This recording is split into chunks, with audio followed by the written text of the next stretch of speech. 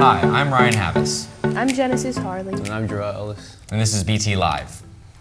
Today we have a few segments for you. Do you want to explain what you did with Mr. Visacco? So I had an interview with Mr. Visacco. He was a Falcon historian, basically. He taught back in the 1970s, was a student in the 1960s. And we talked about Township's history throughout the years. He retired a couple years ago, so it was pretty interesting. And you had something to show him. What did you show him? We showed him a time capsule clip of like a football game back in the 1960s when Township early first started, so that was pretty cool. Nice.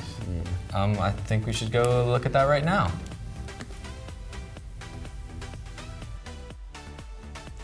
Good morning here at BTHS. I am your host, Mark Sanchez, here with Gerard Ellis, and we have a special guest today, Mr. Visacco.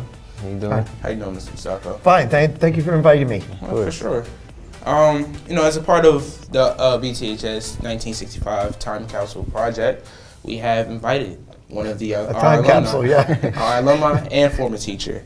So tell us, what was it like attending BTHS, you know, in the 1960s? Well, you know, it was, not to make this thing an hour and a half, one of the big things that we remember is that nobody other than the seniors, which they allowed graduate from Burlington City, came in here and knew what it was like to be in a high school. Oh, wow. Everybody was, we had in the building here, believe it or not, only A and B hallway, and here we had 7th, 8th, 9th, 10th, and 11th grade in 2 hallways. So it was what you would think was really, really crowded, but we, you know, they were on a staggered schedule and everything.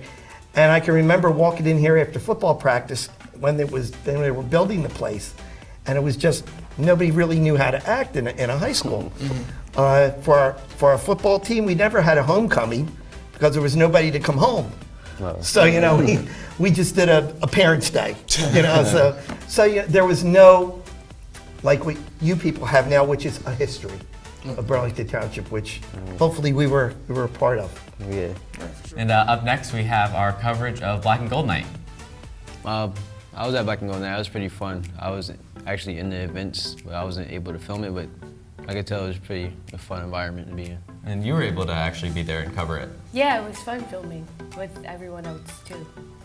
Let's go to that now.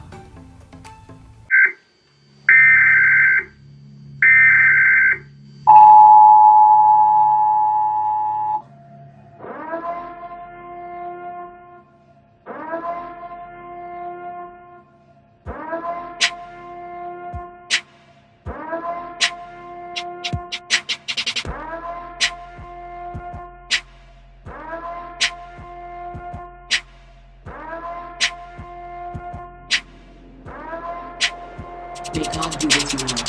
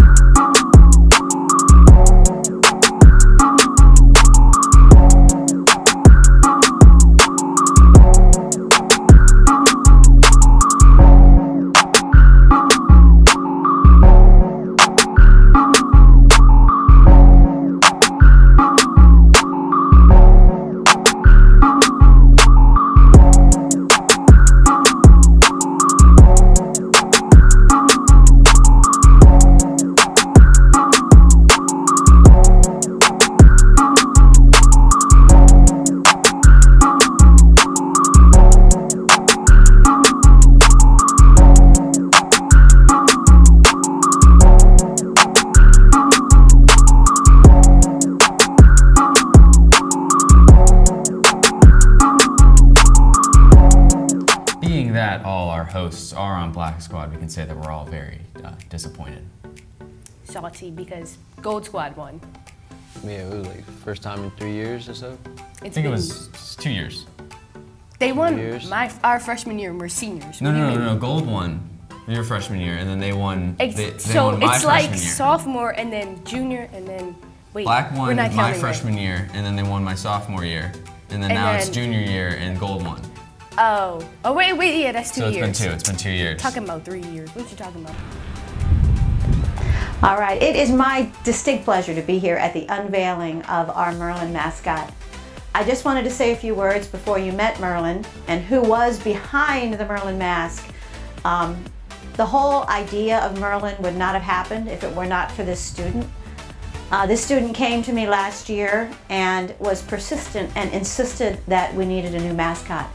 And the only reason Merlin exists is because of this student. And I think the student deserves a great deal of credit for all the work they've done this year, all the enthusiasm they've put into the role, and for actually making it happen. I think BTHS is a better place because Merlin's here. Thank you.